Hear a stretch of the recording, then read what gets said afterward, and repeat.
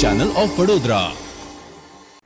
બોલિવૂડના superstar Amitabh Bachchan અભિનીત Gujarati film ફક્ત પુરુષો માટે આગામી તારીખ 23 ઓગસ્ટના રોજ થિયેટરમાં રિલીઝ થશે.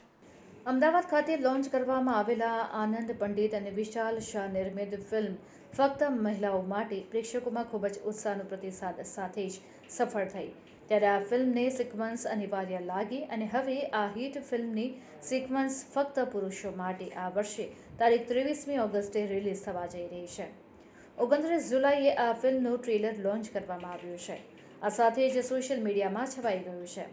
આ ફિલ્મમાં પોતાના પૌત્રના લગ્નમાં દખલ કરવા માટે મૃત્યુ પછીના જીવનથી પાછા ફરેલા પિતૃ વિશેની અસામાન્ય વાર્તાનો સંકેત આપતા ફિલ્મના ટ્રેલરમાં ચાહકોમાં સુપરસ્ટાર અમિતાભ બચ્ચનના આશ્ચર્યજનક કેમિયોની ઝલક જોવા મળી રહી છે.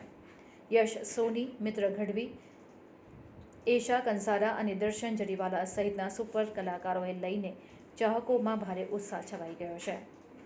જય બોડાસ અને પાર્થ ત્રિવેદી દ્વારા લિખિત અને નિર્દેશક આ કોમેડી ઓફ એરર્સ આનંદ પંડિત અને વિશાલ શાહનું ત્રીજું ગુજરાતી જોઈન્ટ પ્રોડક્શન હોવાનું જાણવા મળી રહ્યું છે.